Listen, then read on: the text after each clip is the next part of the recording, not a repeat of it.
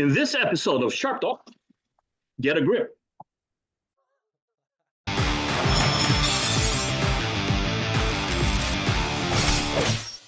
Hi, welcome to Sharp Talk, where cutting-edge topics meet, where sharp minds discuss things, where things we talk about makes a cut, and all the puns you can talk about when it comes to cutting-edge stuff. Anyways, welcome to Sharp Talk. Sharp Talk. I am Doug Marcaida.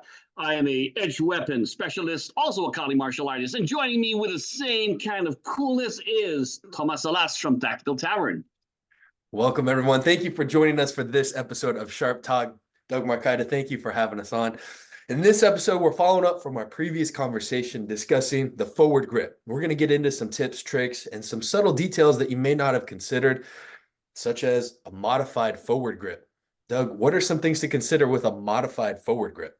All right. So basically, we're keeping it as the body turns or as the body is. Well, we talked about forward grip, anything that's above the hand, overhand grip or hammer grip when you're thinking about that.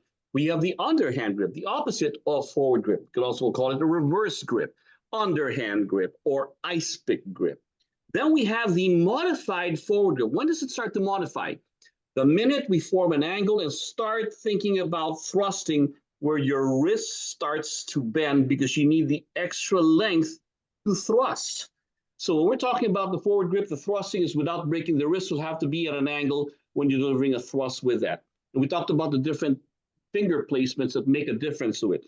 Whether it's reverse edge, meaning it's facing back, or forward edge, it all depends on the user and what your purpose is for the using the knife for its cuts.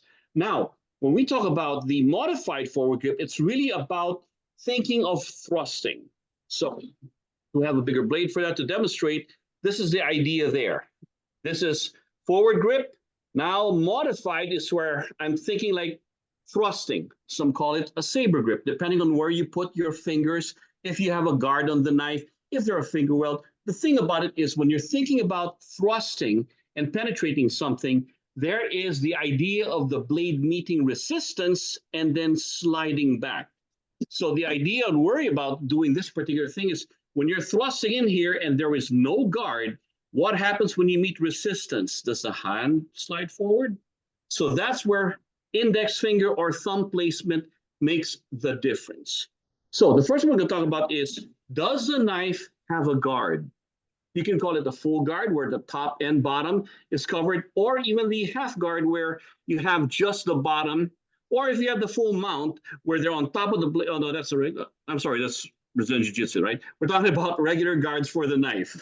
So in this grip where there are, let's say, for example, no guards to begin with, but you're thinking about the thrust, then where is the stop for the thrust?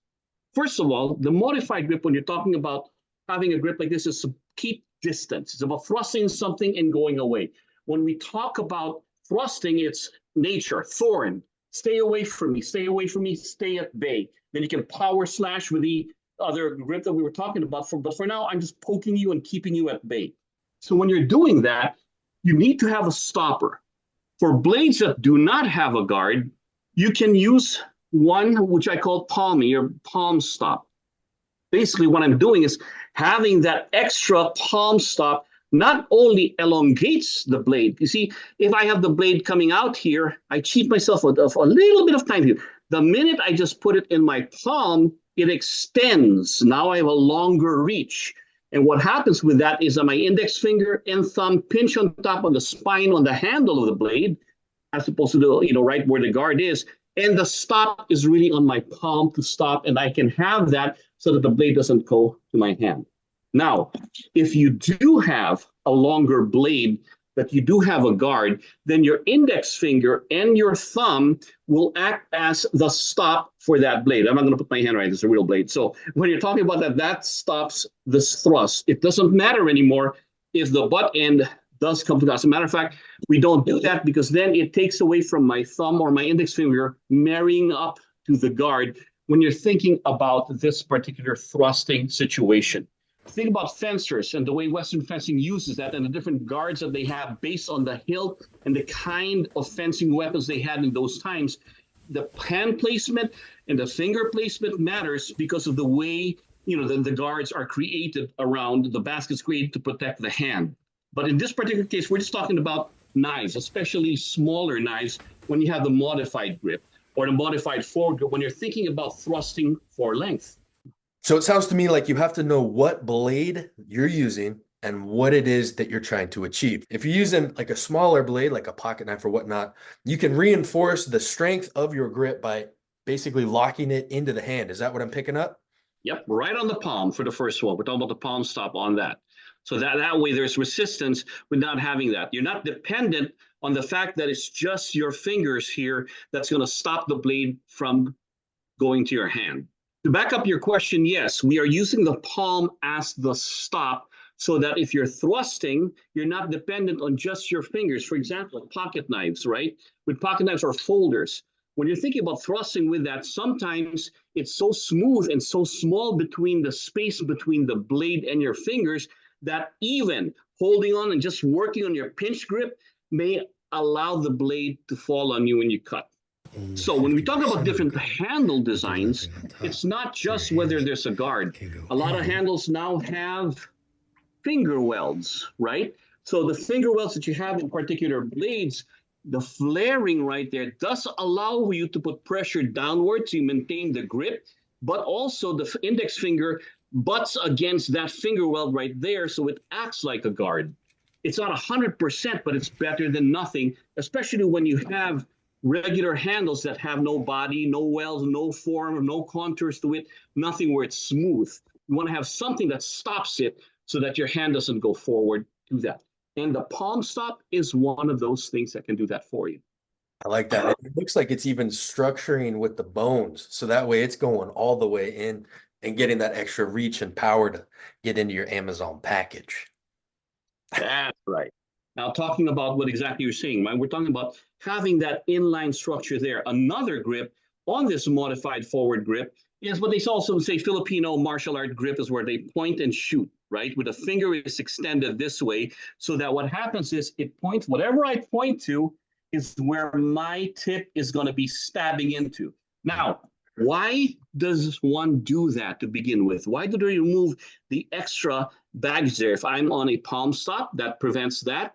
But why do they extend the finger to point and shoot?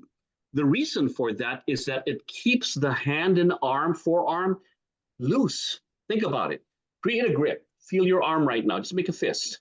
Now open your hands. You see that release of tension? So when they're doing this, in a lot of training, they do that to point, but the minute they make impact, that finger immediately, as it's coming, goes back into the grip. They never chance that impact in that. One of the things that people don't practice is true impact. They flow all the time. They do drills and flowing and all this. But the minute they make impact, it goes flying, or they break their finger when they're trying to truly penetrate something in their training. So you have to do that. But part of training is knowing that this keeps my hand loose for the speed, but upon impact, the finger folds right there to get that extra, security in there. Don't consider leaving that because your chain, the link is weak when you have that. Right now, the only thing that's preventing this from going forward is the palm stop and my three fingers here and my thumb, which are weakened because this finger here is not involved in that grip. But I can point and shoot. Everything I point to is almost like a sight. But once I've already lasered on the sight and I make impact, I close. Now, I say this because I myself, as a Filipino martial artist, train with this all the time in our training drills and everything else. Nothing happens. But I'm not trying to penetrate or really stab something. Take a real blade and in forge and fire with having stabbed and cut ballistic dummies. And I did a count. I did about 500 plus times. Trust me, anything that has a weak link that doesn't feel secure is out the window.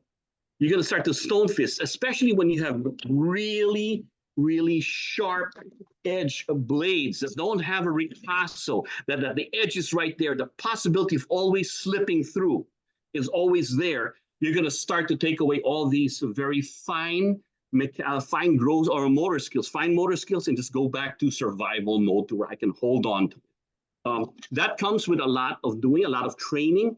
And then eventually what you're going to do is you're going to say, wait, I'm not going to risk cutting my hand. The thing about knives is it will not lie to you. If you make a mistake, you're going to find out about it. I like that. And that's a really good thing. It kind of reminds me of like if you're going to throw a punch, you stay loose until that moment of impact when you brace and then you lock it in. Similar with this, you're flowing, you're deflecting, you're blocking. And then at that last moment, you can drive it in. That's really cool. And that's something that you don't typically, these are the subtleties that you don't get to pick up on when you're doing some of those trainings or you see it on video. That's a really cool feature that I didn't even think about. It's like starting a car. Oh, it's right in. So Doug, we covered that pointer finger grip for accuracy and then reinforcing it. But I also see another one a lot of the times with like daggers or whatnot with the thumb on top of there. What's the reasoning behind that? Okay, two different things. So we're on the modified forward grip, right? Having the thumb up on this particular grip is that it forms half a side. So that happens where you're training with this and you're pointing. The minute you make impact or any kind of impact, the thumb now comes into play to grab. So a lot of close quarter combat systems do use the cut and stab to grab. And it's hard to demonstrate here. Like if I grab and I want to put somebody in a lock, the thumb comes into play. The thumb is not exposed when you're stabbing because you can hit something and break your thumb off. So it's one of those things that if I'm in a grappling situation or a close quarter where I need something in there, my thumb can come in and pinch grip or start grabbing with that to help with and assist with the thrusting and controlling. It's like a lobster claw, basically. It like pinches onto there. And oh, that's cool. But that has to come with training. Okay, because what happens is sometimes you're so focused on this, on the locks and everything else, that you forget you had a knife to begin with because you end up grabbing and losing the knife. That becomes your focus. It is something that was when we were taught for that particular motion is just when it's locking in to get the grip out there, but in the end you disarm or you dislodge using the blade. You have a blade. Blades are not about pulling in or controlling someone unless you're on a different grip, which we'll cover shortly. Now, the other grip that we're talking about in the modified forward grip is the thumb is up here like that half a side, but there is also when you're cutting horizontally on the blade and pinching this, once again, the thumb goes on top because now what you're trying to do here is put pressure down here. It's like a pinch grip and you're cutting sideways now with the pressure on the blade so you have more control with your cuts. So it's still modified like a thrust. It's in front. But sideways, they pinch grip right here so they can do the cuts in there with pressure to maintain the grip as you're doing your horizontal cuts. That makes total sense because when this is locked up and forward, I feel very tight. My muscles are very tight. I feel like I'm fighting against myself. But as soon as I just adjust this slightly and place my thumb on top, it loosens it up so I can do that really quick wrist roll, turning my palm up to palm down very quickly. And once again, being able to adjust, moving the fingers differently. The main thing is you want to be able to secure the blade, whichever way you're using. I use this particular one, which gives me the hardest one. There's no body to this. There's no grip. There are no scales to this when I train. Eventually moving up to different things. Does it have a guard? Does it have that? So I want to start off with something that I may lose and then start to look at where is my retention with this?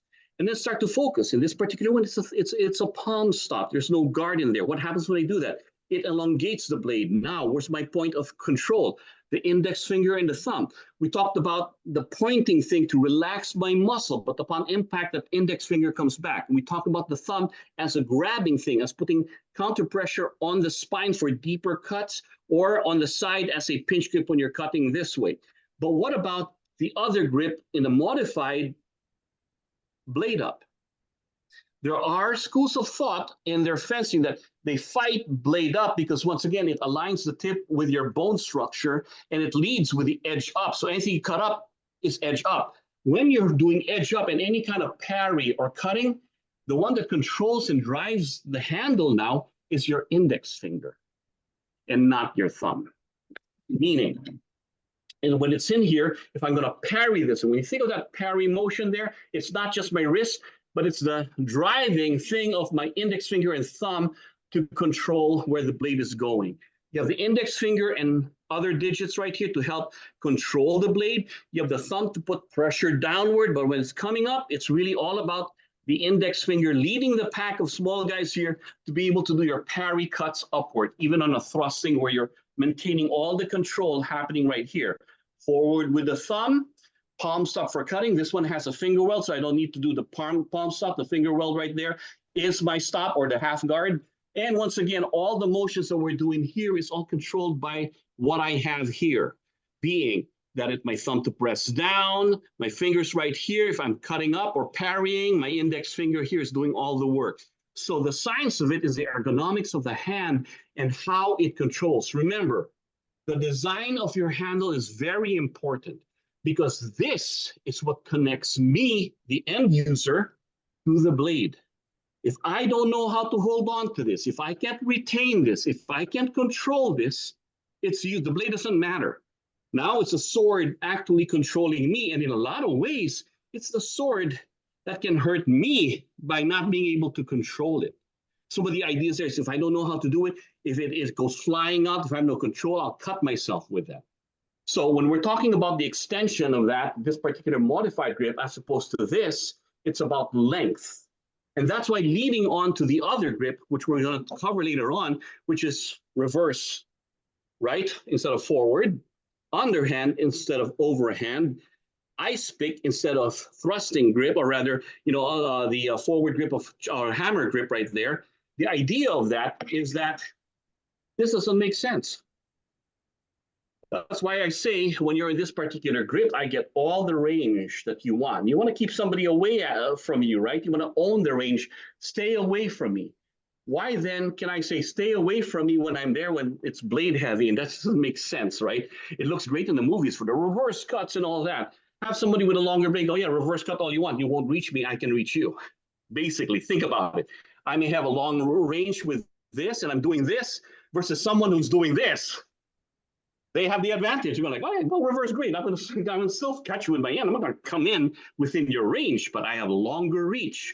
That's why this, when it's modified to this, is about range. But when you start working on blades like this, there's only one thing that this is any good for. Looking good in the movies when it's a long blade. But if it is a shorter blade, it's now telling me control. He's using this because they want to bring you into their world and control you, about closing in. And that's another grip that we'll talk about next. So it sounds like there are a variety of different grips that can fit your training style. And maybe you have an injury, right? Maybe you have something that's happened to your hands that may prevent you from gripping a knife a certain way. Don't let that limit you in your options, that you can modify things in order to fit your body style and get training in a variety of different bladed martial arts.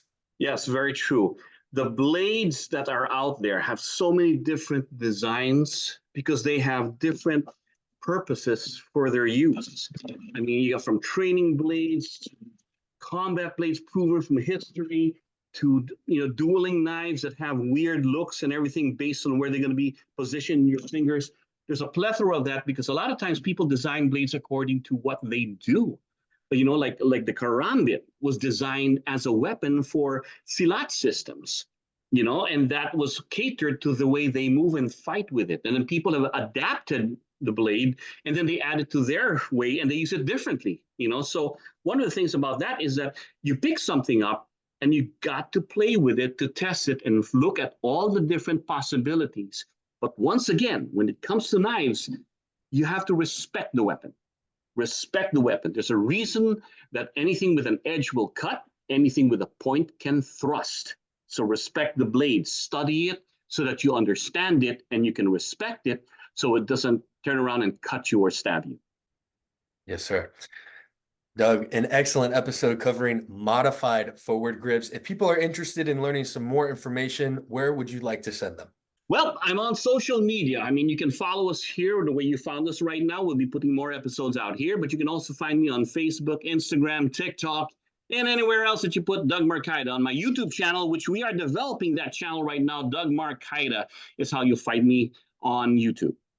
Wonderful. And if you guys are interested in learning more about how to select the right blade for you, I have a ton of reviews on gadgets, gear, and all things everyday carry to help find the right training tools. Also, make sure to check out foxknivesamericas.com and use discount code TACTAV for 30% off some of your training tools to help you get started in your martial arts journey. Thank you so much for tuning in to Sharp Talk with Doug Marcaida and Tomas. We hope you enjoyed it or found it informative. Please consider helping us grow by sharing it with someone who may also be interested, and stay tuned for more content. Stay sharp.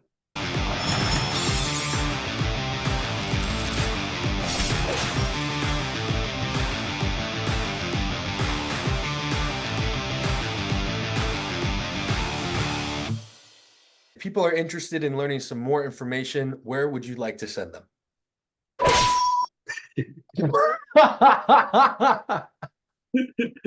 Joking. No. Hey, there's a lot of and Oh, there you go. Touche.